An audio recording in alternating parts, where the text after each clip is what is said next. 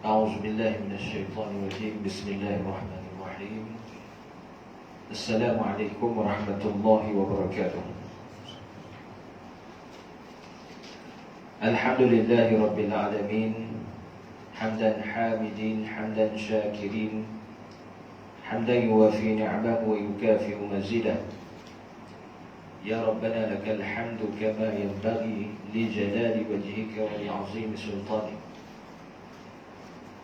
اللهم صل على سيدنا محمد في الأولين، وصل وسلم على سيدنا محمد في الآخرين، وصل وسلم على سيدنا محمد في الملأ الأعلى إلى يوم الدين، وصل وسلم على سيدنا محمد حتى ترث الأرض ومن عليها وأنت خير الوارثين.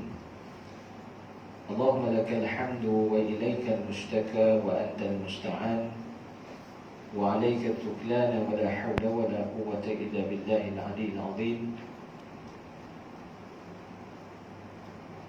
وقال رب اشرح لي صدري ويسر لي أمري واحلل عقدة من لساني يفقه قولي. اللهم رب يسر ولا تعسر، اللهم تممنا بخير.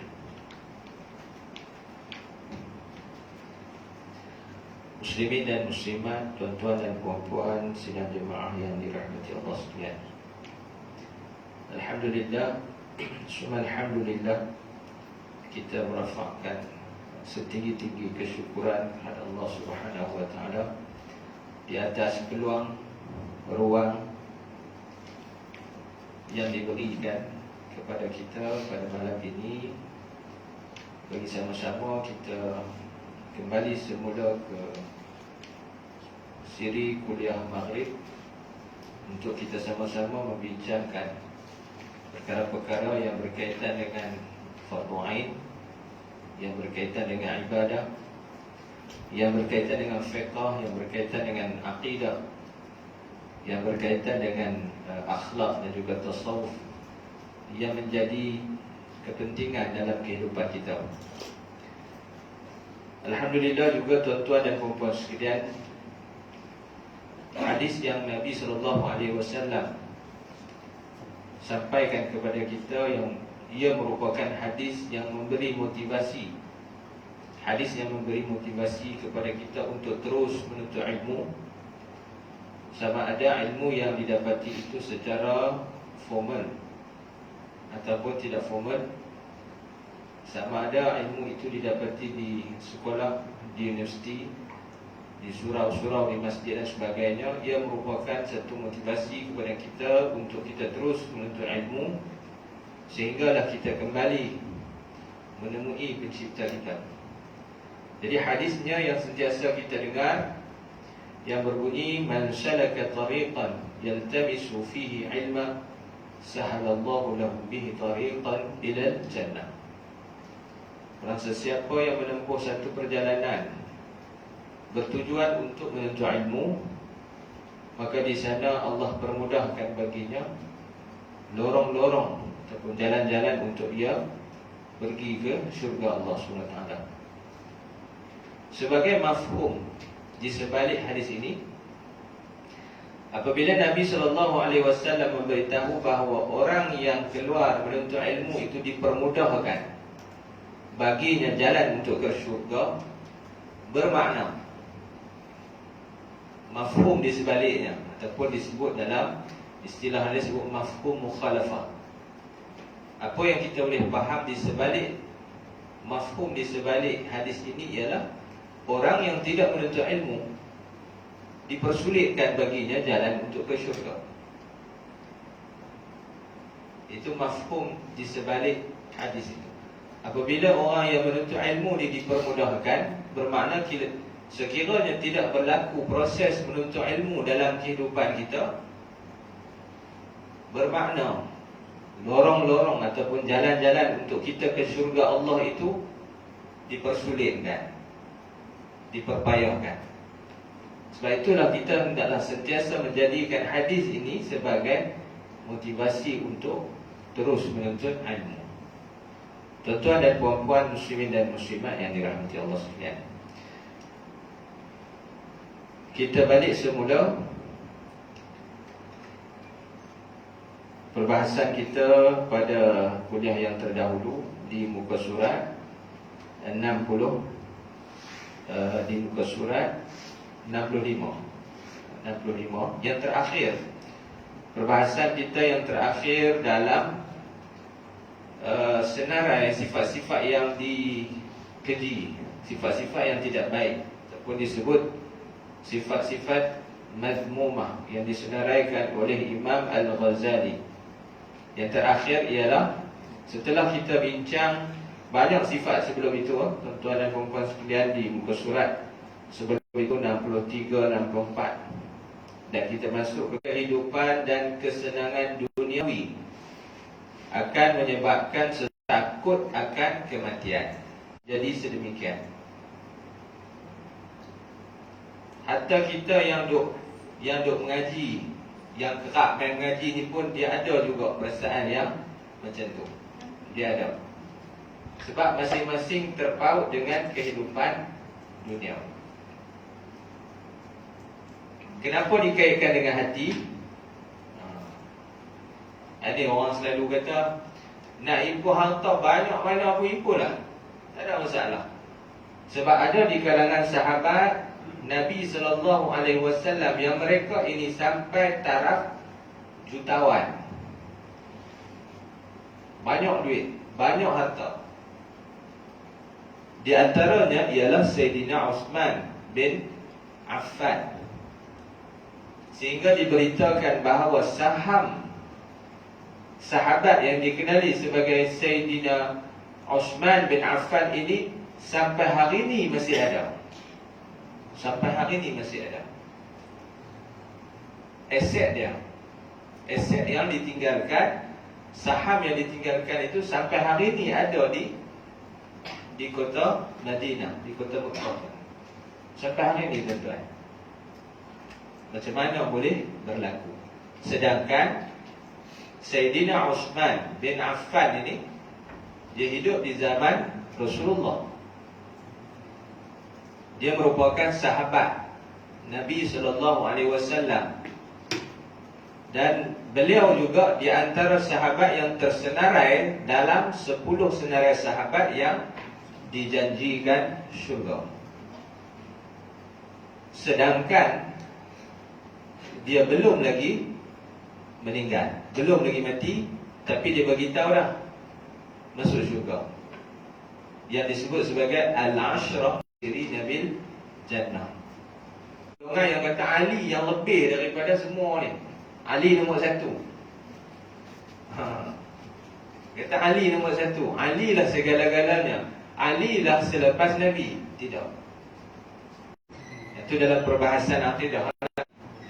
Kita nak sebut Sayyidina Uthman ni, tuan-tuan, sebab bila kita kata kasih akan dunia lalu dikaitkan dengan hati, dan kita juga mendengar banyak orang kata tak apa, impun saja, banyak mana harta yang kita suka.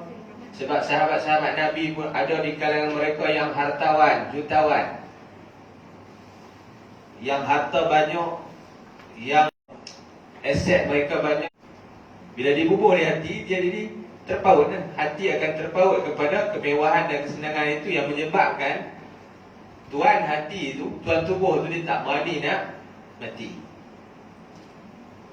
Sebab tu jangan diletak pada hati. Impunlah banyak mana pun, tak ada masalah. Sebab tuan-tuan dan perempuan sekalian, kalau kita kata orang Islam ni, alah ambil cukup-cukup makan sudahlah. Bila nak makan sudahlah, bila nak kain pagi makan pagi, kain petang makan petang, kain malam makan malam, bagi boleh hidup ya. Jadi ya, tak kena juga. Tak kena juga macam tu. Sebab apa, tuan-tuan dan perempuan sekalian? Kalau kita hanya sekadar secukup makan ataupun secukup rasa, bagaimana kita nak menunaikan rukun Islam yang ketiga, iaitu mengeluarkan zakat. Macam mana nak keluarkan zakat kalau kita pun ada beda kita ya? Nak bagi kat orang pun tak cukup. Sedangkan yang ketiga itu adalah rukun Islam. Betul. Rukun Islam mengeluarkan zakat itu sekiranya cukup syarat-syarat yang disenaraikan. Tapi tak naklah kita mencukupkan syarat-syarat itu sehingga kita boleh mengeluarkan zakat. Tentu kita nak, sebab kita nak melengkapkan rukun Islam kita yang 5 tu. Itu satu. Jadi apabila kita nak mengeluarkan harta kita, maknanya kita kena ada lebih lah. Kita kena ada lebih untuk kita mengeluarkan zakat. Yang kedua, tuan-tuan dan puan-puan sekalian, kalau kita hanya sekadar secukup rasa, cukup-cukup makan saja, bagaimana kita nak infak, sedekah, jariah fi sabilillah pula? Ni nak bagi banyak mana ni? Tak bagi kot. Sebab apa? Aku pun ada banyak ni je. Walaupun konsep bersedekah tu tak semestinya ada banyak, betul? Tak semestinya ada banyak. Ada RM10 je. Boleh tak bersedekah? Boleh Bagi RM1 sudah. Tinggal lagi 9. Ada RM20, bagi RM5. Ada lagi baki dan lebihan pada kita, sebab ada diceritakan dan diriwayatkan bahawa ada seorang sahabat, apabila Nabi SAW mengumumkan bahawa dalam satu peperangan itu diperlukan dana untuk keluar berperang, sahabat-sahabat yang kita kata jutawan, hartawan ni main dengan harta mereka yang banyak, termasuklah Sayyidina Abu Bakar, Sayyidina Umar. Sayyidina Umar ni sahabat yang mempunyai harta yang banyak. Sayyidina Osman main. Sayyidina Osman, Sayyidina Abu Bakar, Sayyidina Umar dia pemain. Lalu Sayyidina Umar bertanya, wahai Abu Bakar, apa yang masih berbaki di sisi engkau? Lalu Abu Bakar kata, tidak ada apa-apa yang masih tersisa melainkan Allah dan Rasul. Tidak ada apa yang tersisa di sisi aku melainkan Allah dan Rasul sahaja. Kalau macam kita ni, kita dengar, kita tepuk dahi, tu dia kita kata habis dia bagi. Ada 100, bagi 100. Ada RM10, bagi semua RM10. Lepas tu nak balik macam mana? Jalan kaki, nak naik bas ada duit, tak ada lah. Sedekah kat dia tadi RM10. Tu hebat. Sebab apa? Selalunya manusia ni, kalau dia ada 100, dia akan bagi dalam berapa ringgit ya. Dia kata, aku bekerja teruk, nak boleh 100 ni pun. Ni ada 100, bagi 100. Lepas tu jalan kaki ya balik. Nak naik bas tak boleh, naik taksi tak boleh. Tahan orang pun orang tak berhenti, nak boleh tumpang. Sayyidina Abu Bakar kata, tidak ada apa-apa yang tersisa di sisi aku melainkan Allah dan Rasul. Sayyidina Umar terkejut. Sebab tu Sayyidina Abu Bakar kita letak nombor 1. Sebab tahap dia tu tahap yang tertinggi. Kita tak boleh pergi sampai tahap yang macam tu. Tak boleh pergi. Kadang-kadang kita macam nak jolok RM5, kita tarik balik. Kita, ada duit pecah rupanya. Tak ada. Ambil RM2 bubuh. Padahal nak jolok dah RM5, tarik balik. Itu baru RM5. Bukan nak kata-kata apa, kata kat saya juga. Saya kata kat saya sendiri ya. Tuan-tuan rasa. Saya kata kat saya, tuan-tuan rasa. Kita macam gaya nak jolok dah hak hijau tu. Tok rasa, ada duit biru. Ambil hak biru tu bubuh.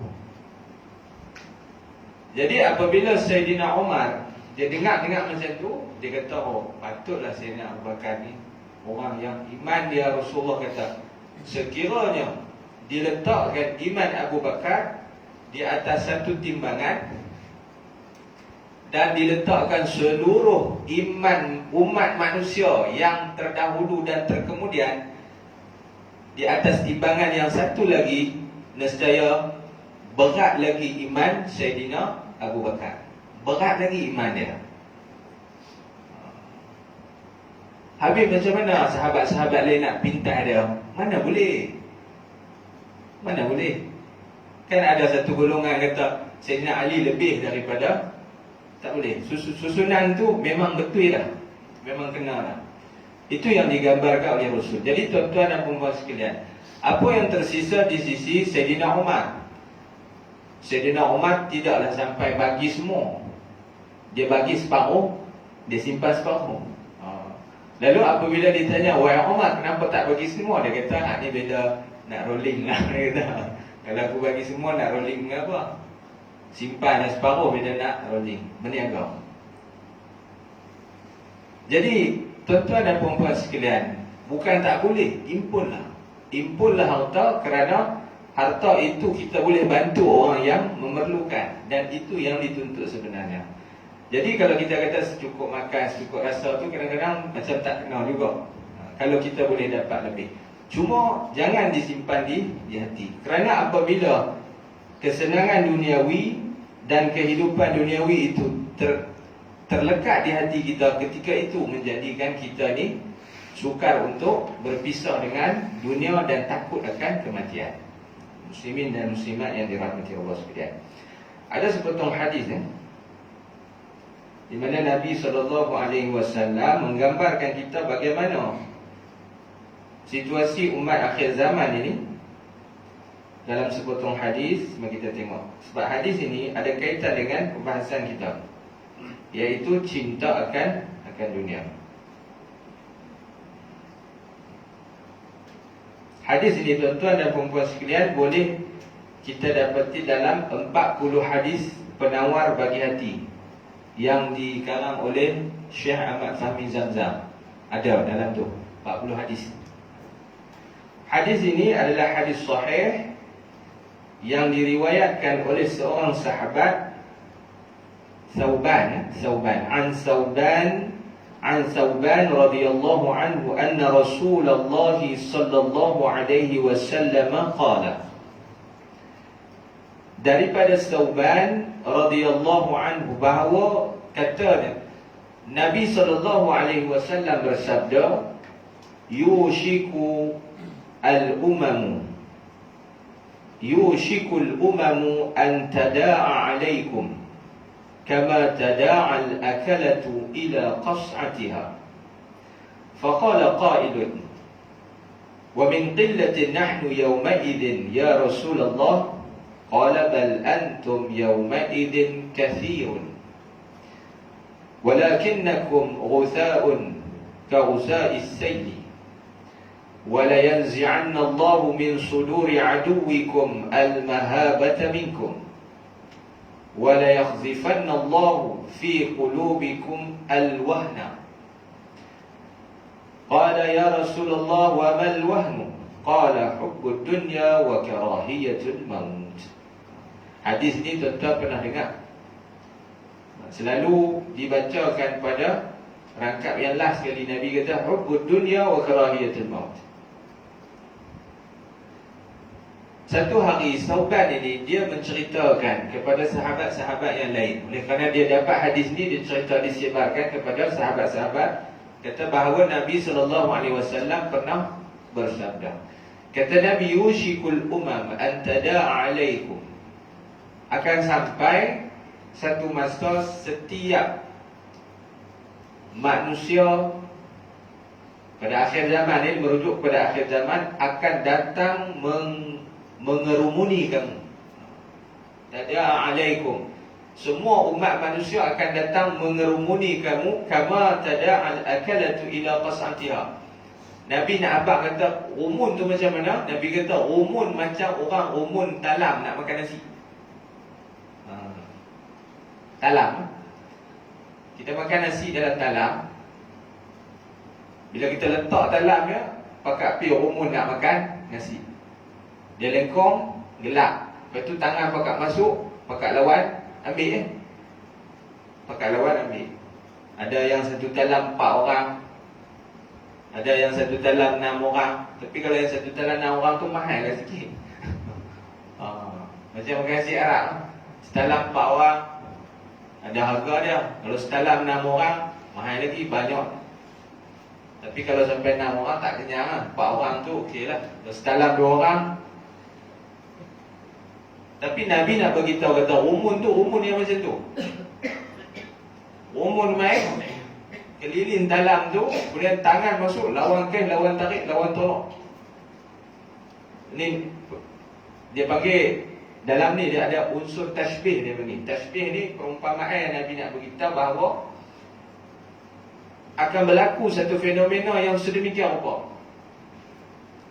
Kamu itu siapa? Kamu itu adalah umat Islam, umat Nabi Muhammad, umat Islam, orang Islam yang akan dikerumuni oleh umat-umat lain sebagaimana orang umun keliling talam untuk makan nasi. Kemudian qala qailun, lalu sahabat bertanya. Ni sauban cerita. Sauban cerita, ketika itu ada seorang sahabat lain, dia tanya pula. Dia kata, wa min qillatin nahnu ya Rasulullah. Dia kata, hai Nabi, dia kata, adakah kita ketika itu sikit sampai orang main umun? Sampai orang main umun macam tu, adakah kita ketika itu sikit? Nabi kata, la, bal antum kathirun. Nabi kata, dah. Nabi kata, bahkan ketika tu hampa ni ramai sangat-sangat, cukup ramai.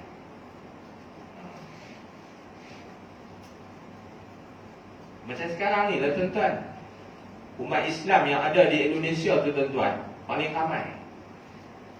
Indonesia adalah negara umat Islam yang paling ramai. Sekitar apa? 200 juta. 200 juta Indonesia. Itu yang sahabat kata, kita sikit ke ketika itu? Nabi kata, tak, waktu tu kita ramai. Di Indonesia saja dah ada 200 juta. Tu tak kira di tempat lain lagi. Ramai, Nabi kata ramai. Jadi sahabat macam terkejut dah, pasal apa orang main kepung kita? Kita sikit ke? Tak. Nabi kata kita ramai. Bal antum yawma idzin katsirun. Nabi kata bahkan kamu ketika itu sangat ramai. Walakinnakum, akan tetapi, yang akan tetapi ni yang tak sedap dengar. Nabi kata walakinnakum ghuzaun ka ghuza'is sayli. Akan tetapi dalam kita duk habaq kata di Indonesia sampai 200,000, kemudian di sana ada 200 juta, kemudian di sana ada 50 juta, 100 juta, impun-impun semua memang jadi banyak. Nabi kata memang pun, tetapi yang kata ramai-ramai, yang kata 200 juta, 300 juta tu, Nabi kata apa ketika itu ibarat buih-buih di lautan saja. Buih saja. Walakinnakum ghuzaun ka ghuza'is sayl. Kamu diibaratkan seperti buih-buih yang berlaku ketika berlakunya banjir, membentuk buih yang banyak, tetapi apabila disibak macam tu je, habis relai, berceramuk habis. Begitulah keadaan kamu semua.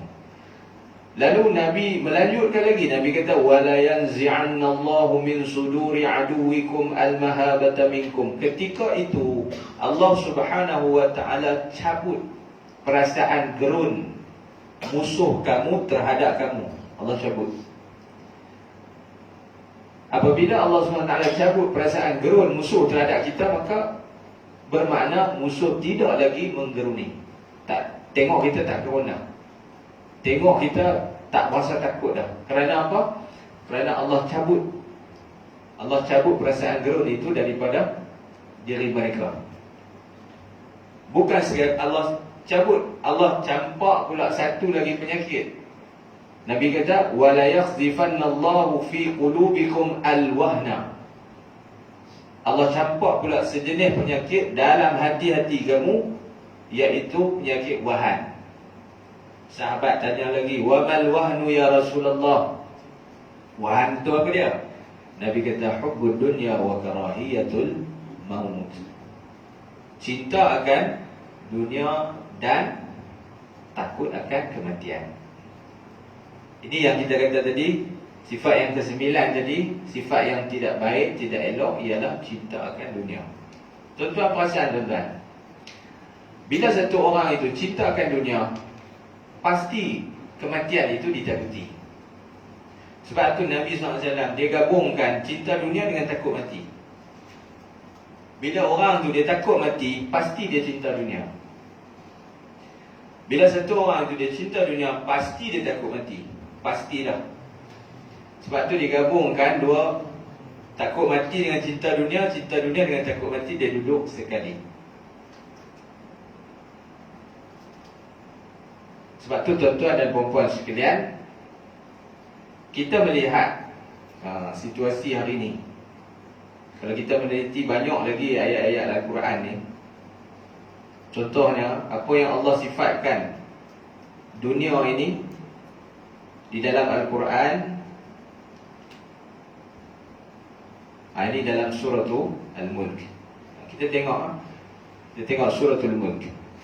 Dalam surah Al-Mulk, surah yang selalu kita baca ni, Allah Subhanahu wa ta'ala sebut Alladhi khalaqal mauta wal hayat. Alladhi khalaqal mauta wal hayata liyabluwakum ayyukum ahsanu amala wa huwal azizul ghafur. Tuhan yang menjadikan kehidupan dan kematian supaya dia menguji kamu, siapakah di antara kamu yang lebih baik amalannya. Itu disebut kematian. Kematian dan juga kehidupan. Kematian ini menuju ke akhirat, kehidupan ini yang kita ada sekarang ni lah. Sebab tu tuan-tuan dan puan-puan sekalian, tuan-tuan balik masuk Google, dekat search tu tuan-tuan tulis perjalanan ke akhirat. Type di ruangan search tu perjalanan ke akhirat, tekan search, ambil image.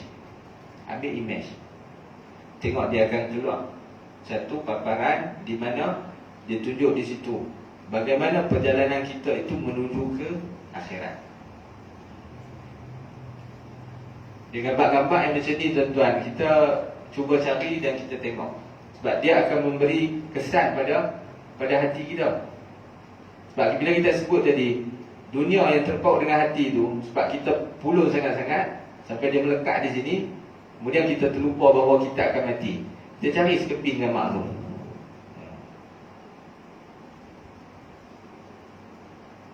Gambar ni banyak di viral. Perjalanan kehidupan manusia. Kalau tuan-tuan tengok, contoh kan, kita pergi ke stesen LRT kan, stesen LRT kita tak tahu nak pergi mana. Kita kena cari satu peta.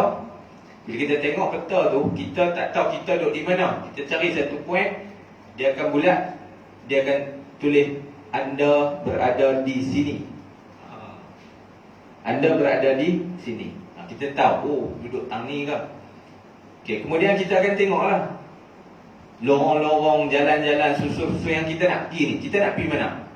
Timur ke? Barat ke? Utara ke? Selatan? Kita di sini. Gambaran itu, gambaran perjalanan kita ke akhirat tu lebih kurang macam tu.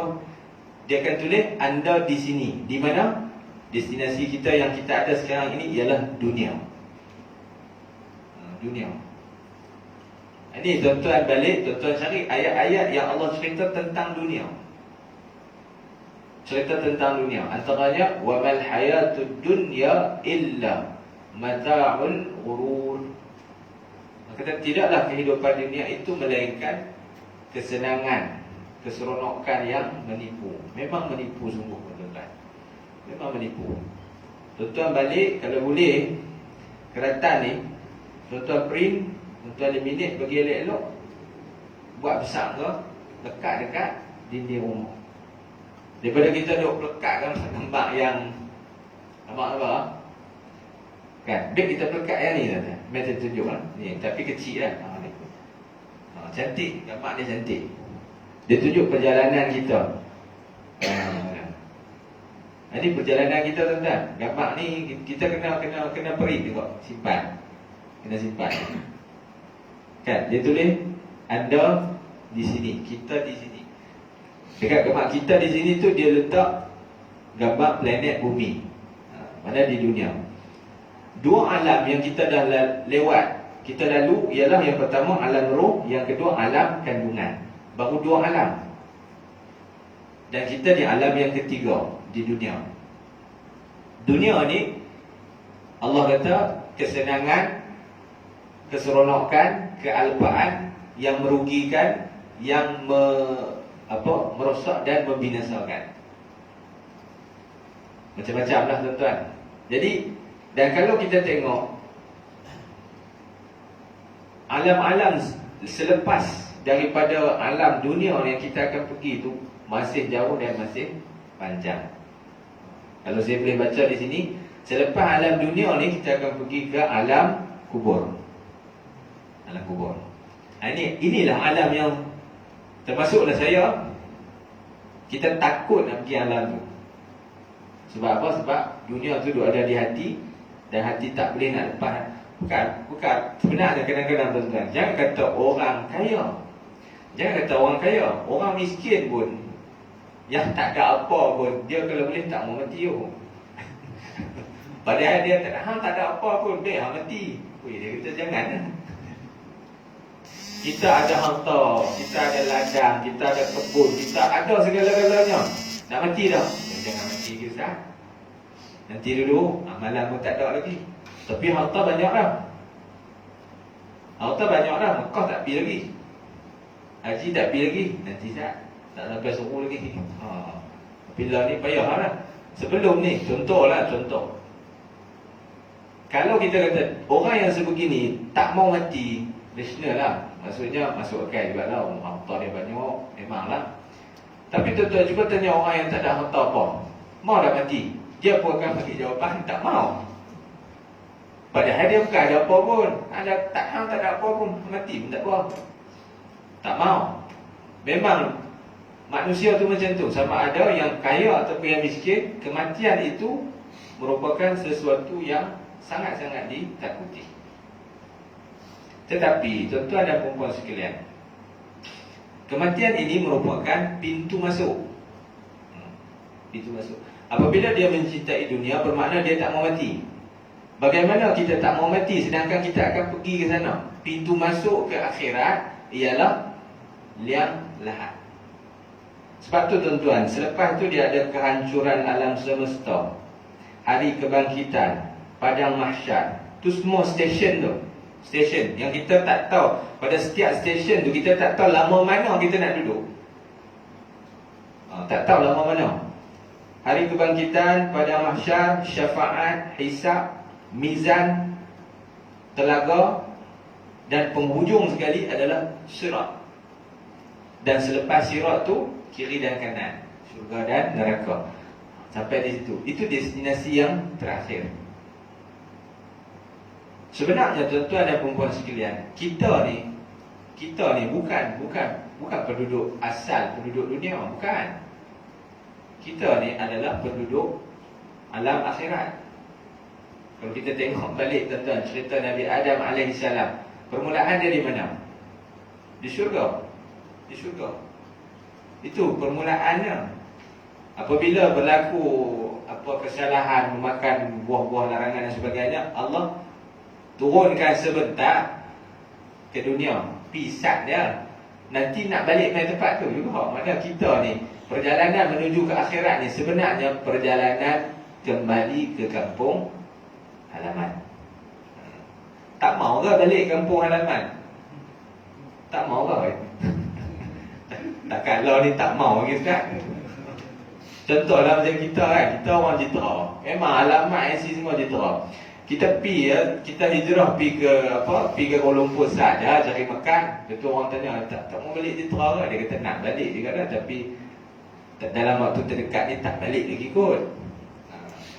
Tapi bila kita tanya nanti ke depan dia nak balik dah, ya mesti balik kampung kita. Nanti mau ada dalam 2 juta ni, kita balik orang Banglo. Kita makna kata, kita pergilah ke mana pun, kampung halaman mesti kita nak balik. Balik kampung ni memang cukup syok. Kalau tidak, Allahyarham Sudirman ni tak buat lagu balik kampung. Tak buat lagu balik kampung. Sebab balik kampung ni memang syok. Tak mau ke balik kampung? Mau. Kampung kita tu adalah akhirat. Tak mau balik ke? Selok terus. Tak kata apa. Oh tu kah? Tu kah? Kampung kita akhirat tuan-tuan. Bumi ni bukan kampung kita. Bukan kampung kita. Sebab Adam, Hawa, Nabi Adam dan juga isteri Hawa tu asalnya daripada mana? Bukan asal daripada planet bumi, asalnya daripada syurga. Maisak je, cari makan. Lepas tu nanti nak balik ke sana. Tak mau balik kan? Nak balik Lepas tu tak mau mati. Nak balik macam mana?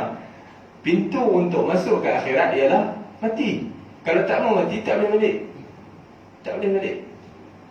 Tu kadang-kadang ada setengah orang kata, aku ni nak tongkat dunia. Nak tongkat dunia.